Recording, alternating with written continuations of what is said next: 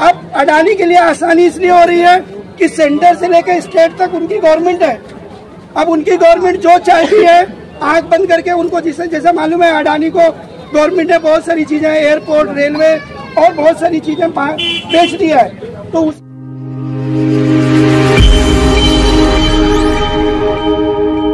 धारावी का नया चेहरा, एशिया की सबसे बड़ी झोपड़पट्टी का पुनर्विकास अब अडानी ग्रुप के हाथों। क्या बदल जाएगी मुंबई की पहचान?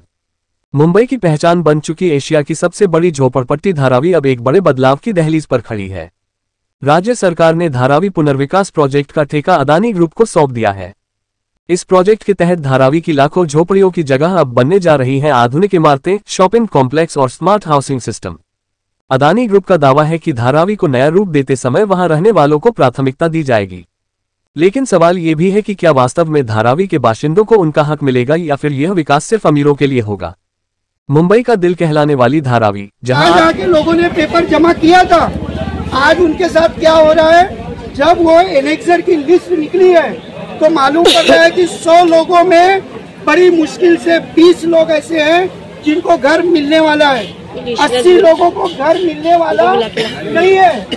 जब भी हम लोग समझा रहे थे, लेकिन दलाल सबको बोल रहे थे कि नहीं, पेपर जमा करो, सबको घर मिलेगा।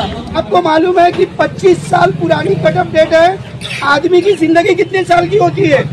अब 25 साल पुराना पेपर अगर आपको चाहिए तो आप कम से कम 20 साल के होना चाहिए। जब 20 साल का आदमी होता है तो बहुत दिनों से लोगों को समझाते हुए आ रहे हैं। अब अडानी के लिए आसानी इसलिए हो रही है कि सेंटर से लेकर स्टेट तक उनकी गवर्नमेंट है। अब उनकी गवर्नमेंट जो चाहती है आंख बंद करके उनको जैसा मालूम है, अडानी को गवर्नमेंट ने बहुत सारी चीजें, एयरपोर्ट, रेलवे और बहुत सारी चीजें बेच दिया है। तो उसी तरह ये धारावी की जो जगह, आपको मालूम है धारावी की जगह बहुत इंपॉर्टेंट है। पहली बात यह है कि धारावी शहर में आता है, दूसरी बात यह है कि धारावी में 7 रेलवे स्टेशन है, तो इसलिए ये जगह बहुत कीमती है। और ये कीमती जगह जो है वो मोदी चाहता है कि अडानी को दे दे। इसके लिए इसकी लड़ाई कौन लड़ेगा? आपको मालूम है जो यहाँ के बहुत सारे नेता थे वो खुद जो है वो बीजेपी और शिंदे के हाथ में बिक गए। तो जो लोग खुद बिक गए वो लोग आपका भला क्या करेंगे?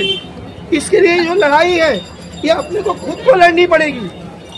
इसलिए क्या करना है हमको कि हमको पेपर नहीं जमा करना है। अगर किसी ने पेपर जमा भी कर दिया है तो हमको आगे जो है ना कोई भी उनके साथ में और कोऑपरेशन नहीं करना है, वरना ये जाहिर सी बात है करोड़ रुपया दे के धारावी में कौन जाएगा देवनार डंपिंग ग्राउंड में फ्लैट लेने के लिए? तो इसलिए अगर आप पैसा नहीं दे पाओगे तो भाड़े पे रूम दिया जाएगा। भाड़ा कितना होगा? जितना उस रूम फ्लैट की कीमत होगी उसका 0.261%। अगर उस फ्लैट की कीमत 1 करोड़ रुपए हुई तो उसका भाड़ा 26,100 रुपया होगा।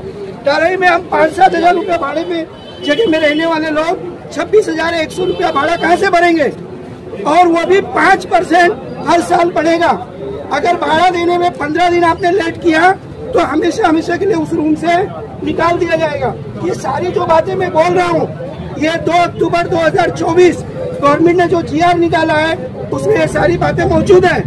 अगर किसी को इसके बारे में शक है तो वो आके मेरा नंबर ले, मैं आपको ये GR में लिखा हुआ दिखा सकता हूँ। कई सवाल, मुंबई की पहचान, मेहनत की मिसाल और संघर्ष की कहानी धारावी। अब इस बस्ती की किस्मत बदलने जा रही है, क्योंकि सरकार ने धारावी पुनर्विकास का बड़ा कॉन्ट्रैक्ट दे दिया है देश के सबसे बड़े औद्योगिक घराने अडानी ग्रुप को। लेकिन इस सौदे के साथ शुरू हो गई है एक नई बहस।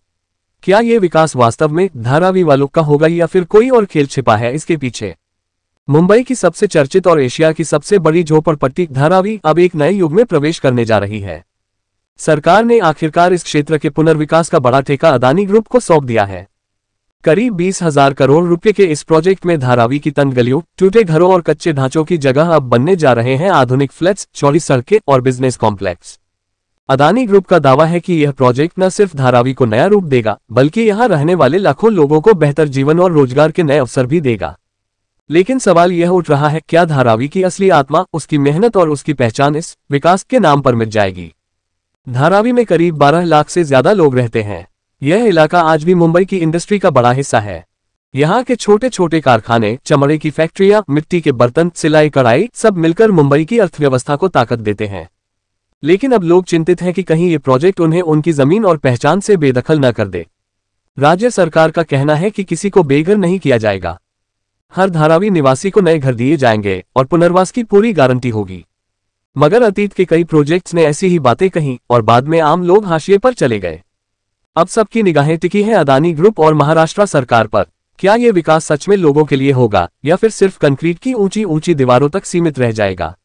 धारावी जो अब तक संघर्ष और जज्बे की पहचान थी, क्या अब वही जगह स्मार्ट सिटी की नई तस्वीर बनेगी या फिर अपने इतिहास की यादों में गुम हो जाएगी? फिलहाल मुंबई की सड़कों से लेकर सत्ता के गलियारों तक एक ही चर्चा, अदानी और धारावी की नई कहानी।